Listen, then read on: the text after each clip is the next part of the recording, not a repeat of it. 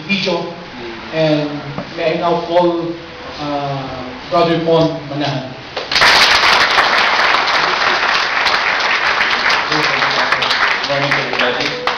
So for correction, general is used to be my designation, but that was a general problem.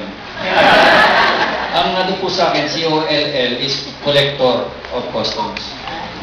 Collector 3. So yun po, not colonel, but collector. So I stand here as a testimony of a miracle of God. Kung makikita po ninyo kanina, I was crying, yun po yung deliverance. Redemption na naramdaman ko because merong nangyari sa akin. I was redeemed from poverty. I was redeemed from chaos. Nakaramdam po ako ng peace. Nakaramdam ako ng something good inside me. There was a change of heart inside me. Sabi nga po, the heart of the problem in a man is the problem of the heart. So, God changed my heart. Amen. 1996, January 31, Wednesday. Yun po, pagkatotoo pong na nagkaroon ka ng rebirth, you fully know and understand the moments that you were given another birth. At 3 o'clock in the afternoon, I was there in a crusade in Quezon Memorial Circle. And I was there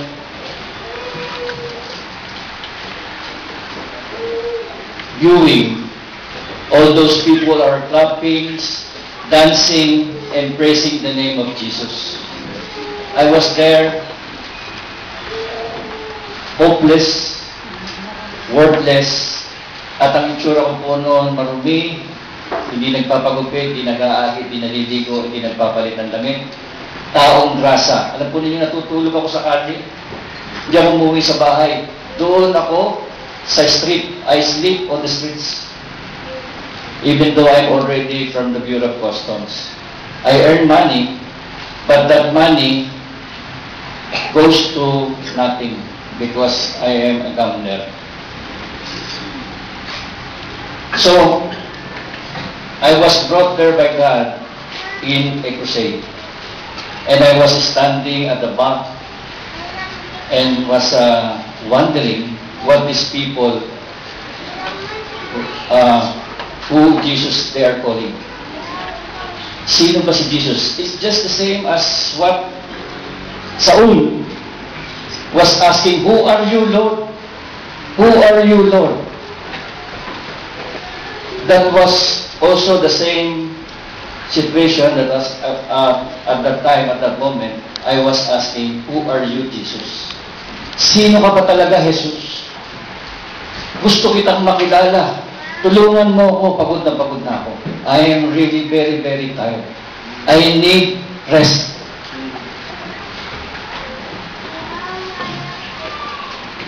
My situation then was, as I was just, it was, I prepare, I will give my next breath.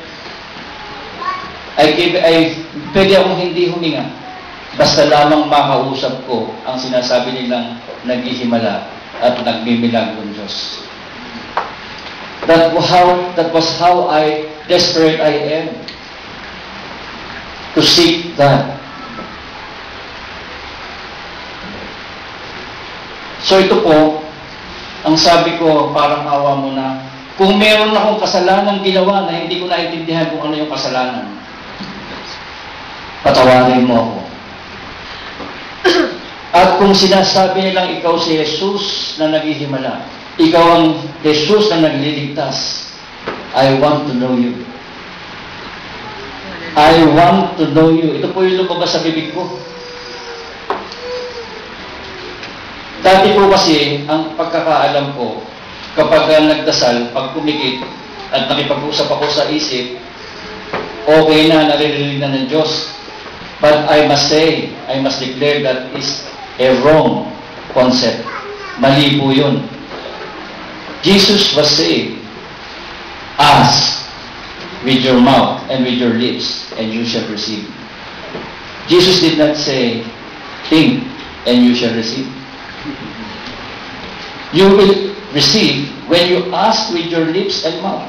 Because according to Proverbs chapter 18, verse 21, there is power in the tongue. If you confess with your mouth that Jesus is Lord, you will be saved. So tongue and mouth is very important. Yes. Ang sabi po niya sa Numbers chapter 14, verse 28, Numbers 14, verse 28, as I live,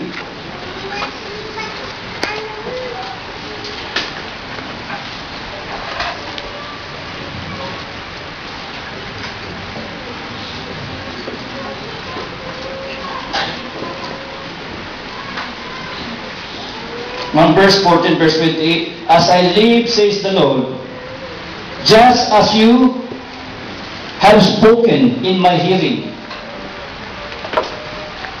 I will do it to you. Just as you have spoken in my hearing, so I will do to you. So ito po yung ginawa ko ng time na yun, na I was really desperate of change, of salvation. Nagsalita ako na sinasabi kong tulungan mo na ako, gusto kitang makilala, at sinasabi ng Word 28 verse 9 na ang panalangin ng walang salita ng Diyos ay karumal-dumal sa Diyos. Jesus said in John chapter 14 verse 6, no one comes to the Father except through me. I am the Word of God. Hindi makakaparoon sa Ama ang panalangin mo, ang request mo, kung walang Word of God. Because Jesus is the Word of God. Revelation chapter 19 verse 11 to 16, yung pong nakaupo sa puting kabayo na ang pangalan ay tapat at totoo, the faithful and true, His name is the Word of God, Jesus Christ. So ito po, mga kapatid, nakarating po sa Ama ang aking pagsusumamo, ang aking pagmamakaawa, nang sinabi kong, hindi ba sinabi mo, ako ay humingi at ako ay tatanggap, I will ask and I will receive? Sinabi mo yan. Ngayon, humingi ako sa iyo ng himala.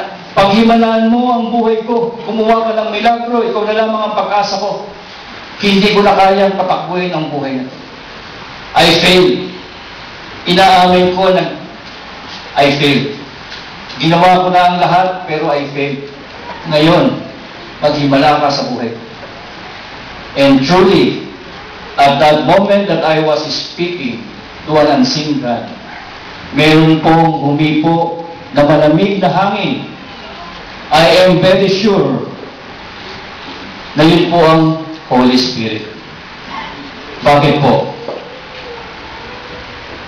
Alas 3 ng hapon, mainit ang sikat ng araw, wala ako sa lilim, wala akong umbrella, pero merong malamig na hangin na humipo, tumapik dito sa aking dalang balikat. Making me understand that God heard my prayer. Parang sinasabi niyang, huwag kang mag-alala, narinig ko na panalangin. And from then, from that moment up to now, I am here declaring,